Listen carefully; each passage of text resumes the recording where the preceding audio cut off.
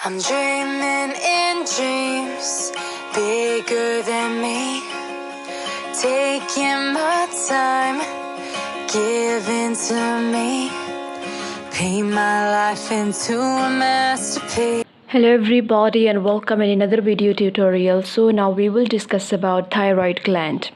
So आज हम thyroid gland के बारे में डिस्कस करेंगे. थायराइड ग्लैंड होता क्या है?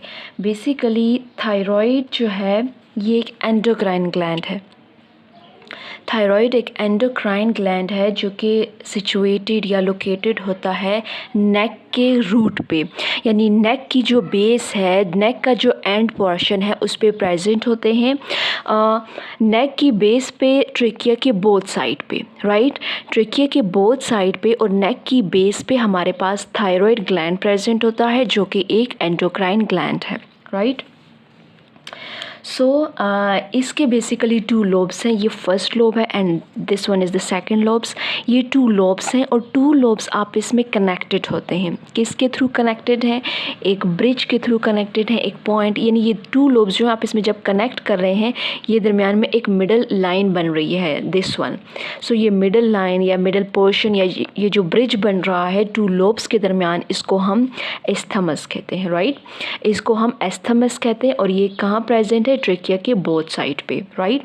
ऑरेंज कलर का जो है ये हमारे पास थायराइड ग्लैंड है. अब इसका जो थायराइड ग्लैंड जो है, अब इसका जो वेट है एडल्ट में वो 20 से 40 ग्राम तक होता है. और ये जो है फीमेल के केस में इसका जो साइज़ है वो लार्जर होता है देन इन मेल्स. अब इसका जो थायराइड ग्लैंड का जो स्ट्रक्चर और फंक्शन है वो फीमेल यानी इसका जो स्ट्रक्चर और फंक्शन होता है थायराइड ग्लैंड का वो डिफरेंट होता है, चेंज हो जाता है या डिफरेंट हो जाता है सेक्सुअल साइकिल्स इन फीमेल की जो सेक्सुअल साइकिल्स हैं उन केस में इसका जो स्ट्रक्चर और जो इसकी शेप है वो चेंज हो जाती है. सो इसकी जो सिक्रीशन है या जो इसका जो फंक्शन है वो इंक्रीज़ कब हो जाती है? ड्यूरिंग प्रेगनेंसी, ड्यूरिंग लैक्टेशन, और डिक्रीज़ हो जाती है ड्यूरिंग मेनोपॉज. क्या चीज़? इसकी सिक्रीशन, राइट. सो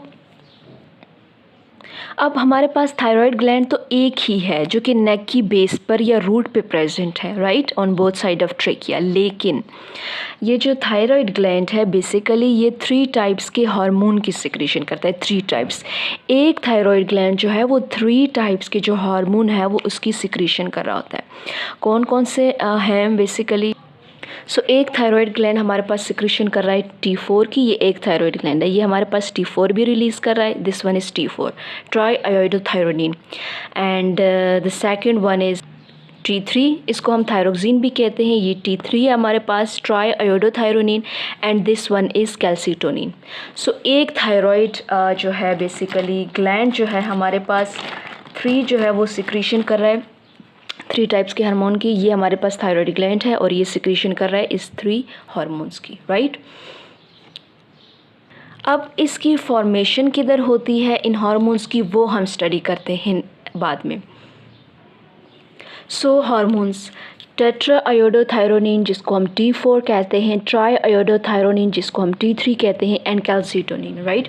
सो अब मैंने 90% यहाँ पर क्यों लिखा है? क्योंकि बेसिकली जो टेट्रा आयोडोथायरोनिन है या फिर T4 या थायरोक्सिन जो है वो 90% सिक्रीशन कर रहा है. यानी ये एक जो है T4 ये 90% इसकी सिक्रीशन होती है फ्रॉम द थायराइड ग्लैंड, और रेस्ट ऑफ द 2 जो है वो ओनली 10% उसकी सिक्रीशन होती है. यानी 90% इसकी और 10% ओनली ये दोनों मिलकर जो सिक्रीशन करते हैं उनकी ओनली 10% होती है. सो ज़्यादा सिक्रीशन T4 या थायरोक्सिन की होती है. अब हमने पढ़ा था कि जो वेट है बेसिकली वेट 20 to 40 ग्राम है इन एडल्ट किसका? थायराइड ग्लैंड का. अब हमारे पास हाफ लाइफ कितनी है? हाफ लाइफ क्या होता है? जैसा कि हमने फ़िज़िक्स में अगर याद हो आप लोगों को पढ़ा हो तो कि जो कोई भी एलिमेंट है या कोई भी रेडियो एक्टिव एलिमेंट हो गया, कोई भी एलिमेंट हो गया जो कि अपने हाफ टाइम में डिके हो जाए या यूज्ड अप हो जाए, यानी कितना वो यूज्ड होगा अपने हाफ टाइम। या हम ये भी कह सकते हैं, लेट सपोज़ ये हमारे पास एक मॉलिक्यूल है या एक एलिमेंट है T4 का, राइट। अब ये जो है ये पूरा एक है, राइट। अब ये जो इसका हाफ पार्ट है ये कितने टाइम में यूज्ड अप हो जाएगा कम्प्लीटली, इससे हाफ पार्ट जो है कितने टाइम में रिमूव हो जाएगा इस दूसरे हाफ पार्ट से, उसको हम हाफ लाइफ कहते हैं। यानी कोई भी जो एलिमेंट है वो उसका जो हाफ पार्ट है वो कितने टाइम में उससे रिमूव हो रहा है या यूज्ड अप हो रहा है, उसको हम सिंपली हाफ लाइफ कहते हैं। सो कितना टाइम लगेगा कि T4 जो है उसका हाफ पोर्शन जो है वो यूज्ड हो जाए या बॉडी उसका यूज़ कर ले या ओरिजिनल जो एलिमेंट है उससे रिमूव हो जाए, तो उसको हम हाफ लाइफ कहते हैं। तो T4 जो है, this one is T4, right. इसकी 7 डेज़ है। नाउ जो अब T3 है उसकी हाफ लाइफ 10 to 24 आवर्स है, यानी बहुत शॉर्ट हाफ लाइफ है और इसलिए इसका ज़्यादा यूज़ भी नहीं होता और इसकी सिक्रीशन कम होती है T3 की एज़ कम्पेयर टू T4 की। इसकी हाफ़ लाइफ भी ज़्यादा है और दूसरी बात यह है कि इसकी सिक्रीशन भी 90% है। सो दिस वन, इसकी सिक्रीशन 10 to 24 आवर्स है, राइट, इन दोनों की सिक्रीशन। और ये जो है नेक्स्ट वन कैल्सीटोनिन, इसकी हाफ़ लाइफ सबसे शॉर्ट है। इसकी हाफ़ लाइफ कितनी है, यहाँ पर मैं कैल्सीटोनिन की लिख रही हूँ, इसकी ऑलमोस्ट 5 to 10 मिनट्स है, राइट। यहाँ पे मैंने मेंशन नहीं किया क्योंकि स्पेस कम थी। तो इसकी जो हाफ़ लाइफ है ये ब्राउन वाला कैल्सीटोनिन, इसकी 5 to 10 मिनट्स है, बहुत ज़्यादा शॉर्ट हाफ़ लाइफ है, राइट। सो T4 की कितनी है, हाफ़ लाइफ 7 डेज़ है और इसकी सिक्रीशन 90% है। T3 जो है बेसिकली ये इसकी सिक्रीशन ऑलमोस्ट 5 to 10% होती है, इन दोनों की मिला के एक्चुअली T3 और कैल्सीटोनिन की। और T3 जो है इसकी हाफ़ लाइफ 10 to 24 आवर्स है और जो हाफ़ लाइफ है कैल्सीटोनिन की इसकी 5 to 10 मिनट्स है। Now reverse T3, sorry, rate of secretion, अब कितनी रेट से इनकी सिक्रीशन हो रही है, क्या रेट है जिससे ये लोग सिक्रीट हो रहे हैं। अब T4 के जो रेट है, रेट ऑफ सिक्रीशन जो है ये पर डे के हिसाब से है। सॉरी, मैंने यहाँ पर लिख लिया half life of calcitonin. T4 जो है बेसिकली उसकी जो रेट ऑफ सिक्रीशन है वो 80 to 90 माइक्रोग्राम पर डे है, पर डे 80 to 90 है, यानी कि ये एक्चुअल भी 90% इसकी सिक्रीशन है, यानी टोटल जो इसका पोर्शन है 90% है, यानी इसकी सिक्रीशन ज़्यादा होती है, इसका पार्ट ज़्यादा होता है, ये कंट्रीब्यूशन ज़्यादा करता है। जबकि T3 है उसकी कंट्रीब्यूशन भी कम है और दूसरी बात यह है कि उसकी हाफ़ लाइफ भी कम है। 4 to 5 माइक्रोग्राम पर डे जो है ये सिक्रीट होता है, बहुत स्मॉल अमाउंट है। जबकि रिवर्स T3 जो है वो 1 to 2 microgram per day secrete होता है, very small amount. Now plasma level, अब प्लाज्मा लेवल में इसकी यानी इसका कितना पार्ट है प्लाज्मा में।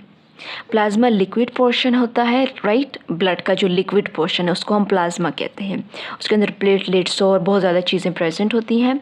सो टोटल जो है T3 जो कि प्लाज्मा में जो प्रेजेंट होता है वो कितना है, 0.12 माइक्रोग्राम पर डेसीलीटर T3 की। जबकि T4 का जो टोटल कंट्रीब्यूशन है इन प्लाज्मा वो है 8 माइक्रोग्राम पर डेसीलीटर। इट इज़ एक्चुअली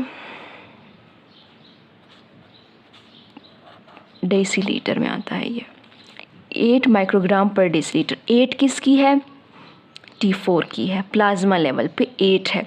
जबकि T3 की कितनी है, 0.12, यानी बहुत स्मॉल पोर्शन, 1 भी कंप्लीट नहीं है। तो वो किसकी है, बहुत ज़्यादा स्मॉल पोर्शन किसका है, T3 का है, राइट। सो अब जो है ये फॉलिकल्स क्या होते हैं, ये सब यानी हार्मोन की सिंथेसिस किधर होती है। बेसिकली थायराइड ग्लैंड जो है वो कंपोज्ड हुआ होता है लार्ज नंबर ऑफ फॉलिकल्स। ये हमारे पास फॉलिकल्स हैं।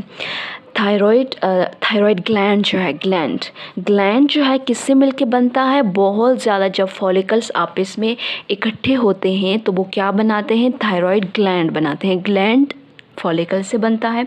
अब ये जो फॉलिकल्स होता है इसको लाइंड अप किया होता है कुछ सेल्स ने। ये फॉलिकल है एक, राइट, एक राउंड सा मास ऑफ सेल है, सेल है बेसिकली, उसको लाइंड अप किया होता है, मीन्स उसकी जो बाउंड्री है उस पे सेल्स प्रेजेंट होते हैं। उसकी बाउंड्री पे जो सेल प्रेजेंट होते हैं वो क्यूबॉइडियल एपिथेलियल सेल्स हैं, यानी स्पेशल टाइप है, क्यूबॉइड फॉर्म है, इसकी शेप क्यूबॉइडल है। सो उसकी जो शेप है वो क्यूबॉइडल एपिथेलियल सेल्स हैं, इसीलिए follicle along with cuboidal epithelial cell, इसको हम फॉलिक्यूलर सेल कहते हैं। फॉलिक्यूलर सेल्स में फॉलिकल जो है उसको लाइंड अप किया होता है क्यूबॉइडल एपिथेलियल सेल। ये जो बेसिकली जो दिखाई दे रहे हैं जिसके अंदर डॉट है, ये बेसिकली सेल है cuboidal epithelial cell, cuboidal cell है, राइट। सो इसलिए हम इस पूरे को क्या कहेंगे, follicular cells, follicular cells. Follicular cells के अंदर हमारे पास फॉलिक्यूलर कैविटी प्रेजेंट होती है। ये हमारे पास एक कैविटी है। कैविटी क्या होता है, एम्प्टी स्पेस को कहते हैं, कोई भी खाली जगह उसको हम कैविटी कहते हैं। फॉलिकल के अंदर खाली जगह है तो उसको हम फॉलिक्यूलर कैविटी कहेंगे। उसके अंदर कुछ सब्सटेंस प्रेजेंट होता है। फॉलिक्यूलर कैविटी के अंदर कुछ सब्सटेंस प्रेजेंट होता है, उसको हम क्या कहते हैं, thyroglobulin. Follicle along with cuboidal cell follicular cell कहलाते हैं। अब फॉलिक्यूलर सेल के अंदर एक कैविटी या एम्प्टी स्पेस प्रेजेंट होती है जिसको हम फॉलिक्यूलर कैविटी भी कहते हैं। तो उसके अंदर कुछ सब्सटेंस प्रेजेंट होता है, कुछ मटीरियल प्रेजेंट होता है जिसको हम थायरोग्लोब्यूलिन कहते हैं।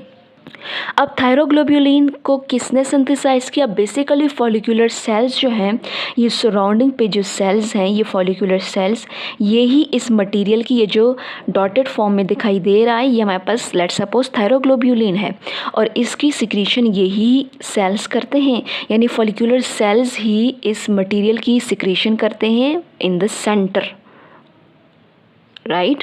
सेंटर में जो एम्प्टी स्पेसेस है वहाँ पर कुछ सब्सटेंस की सिक्रीशन फॉलिक्यूलर सेल्स ही करते हैं। अच्छा, T3 और T4, T3 और T4 की जो सिंथेसिस है वो भी हमारे पास फॉलिक्यूलर सेल्स ही करते हैं इन द थायरोग्लोब्यूलिन। लेकिन इनकी सिंथेसिस होती कैसे है, बेसिकली T3 और T4, this one is T3 and this one is T4। ये दोनों जो हैं बेसिकली हार्मोन, ये किससे बनते हैं, iodine containing derivatives of amino acid, यानी जिसमें आयोडीन प्रेजेंट होती है, टायरोजीन से बनते हैं। टायरोजीन क्या है, अमाइनो एसिड एक टाइप की। तो ये किससे बनते हैं, टायरोजीन से बनते हैं।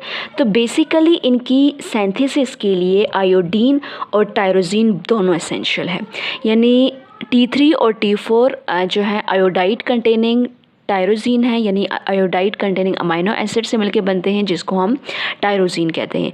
तो इन दोनों की सिंथेसिस के लिए दो चीज़ें हमारे पास एसेंशियल है। कौन कौन सी चीज़ें, एक तो हो गई iodine and second one is tyrosine. अब जो आयोडीन है वो हम डाइट के थ्रू ले सकते हैं और टायरोजीन भी ले सकते हैं, लेकिन टायरोजीन की एब्जॉर्प्शन जो होगी वो गट के थ्रू हो जाएगी, जबकि जो आयोडीन है वो फर्स्टली कन्वर्ट हो जाएगा आयोडाइड में और देन इसकी एब्जॉर्प्शन हो जाएगी, राइट।